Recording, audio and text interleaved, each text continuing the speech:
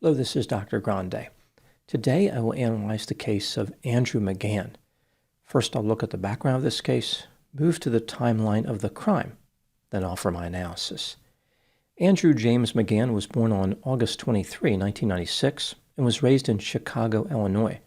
He lived with his family in a 2,000 square foot house on West 55th Street in the Garfield Ridge neighborhood, about 3,000 feet from Midway International Airport. In 2015, Andrew graduated from Fenwick High School.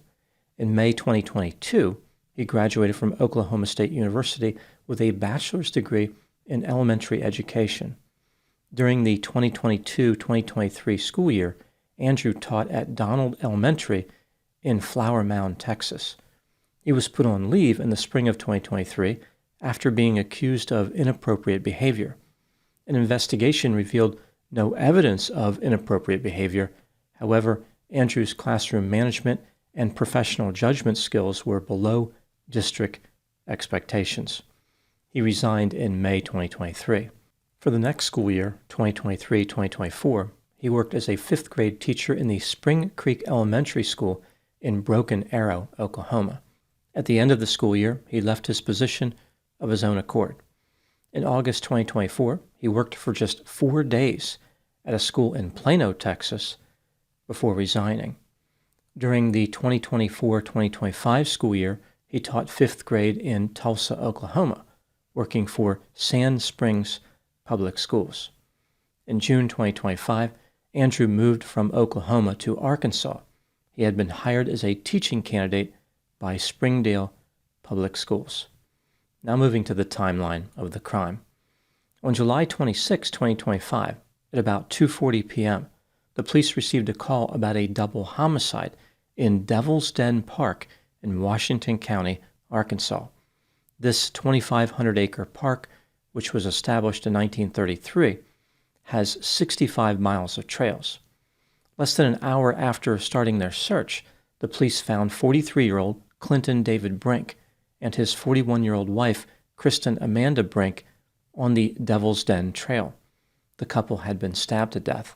There was a trail of blood leading away from the crime scene, presumably left by the killer. The couple had been hiking that day with 2 of their 3 daughters, ages 9 and 7. Hikers had found the 2 girls unharmed. The police developed a theory of the crime. They believed that Clinton had been attacked first. As this was happening, Kristen fled in order to get their 2 daughters to the family's motor vehicle. Before Kristen made it to the vehicle, she returned alone to offer assistance to her husband. This is when she was stabbed to death by the perpetrator.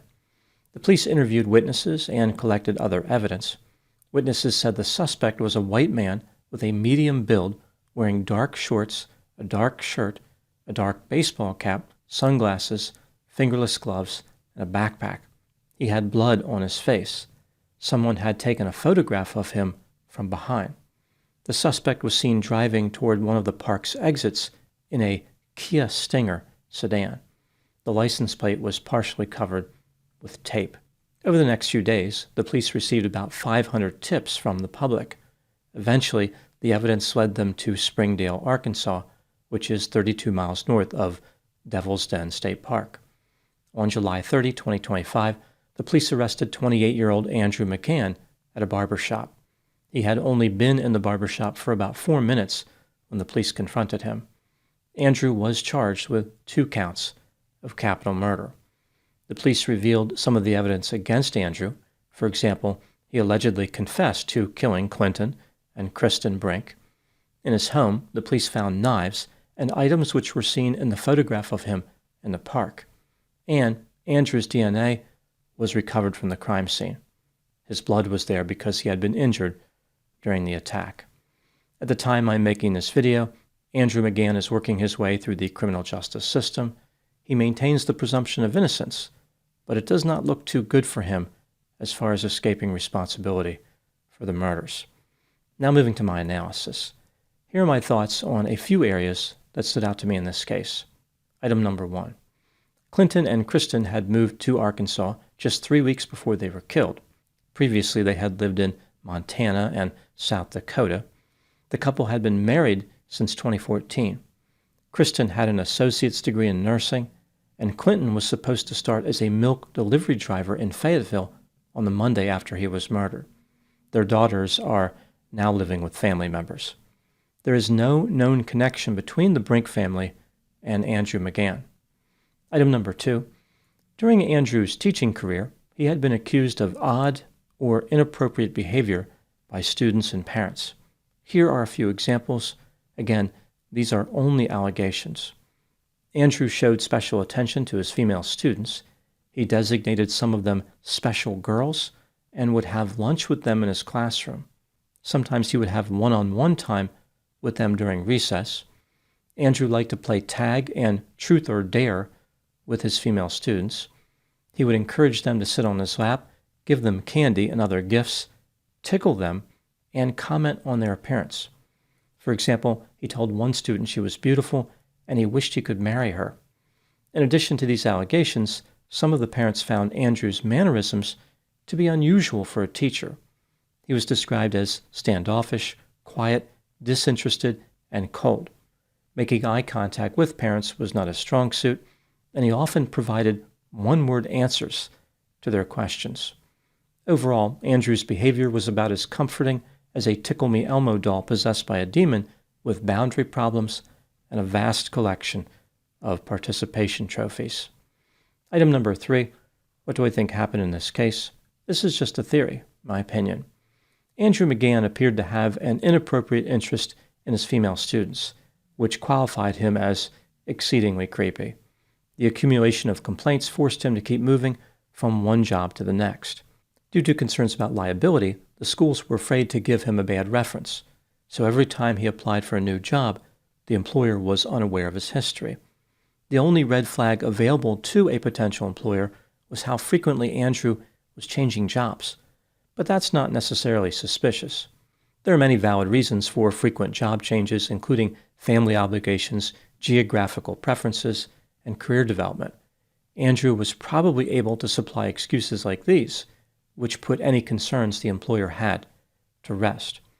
As far as his motive, it remains a mystery, but there are a few theories. Let's take a look at them. Theory number 1. Andrew attacked the Brink family because he was trying to kidnap their 2 daughters.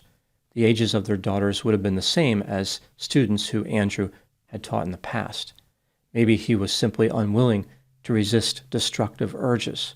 He had been prevented from entertaining his fantasies on prior occasions. This time, he was determined to get his way. Under this theory, Andrew entered Devil's Den State Park hoping that suitable targets would become available. It seemed like a plausible location for an ambush because there was no cell service and there were not too many people around.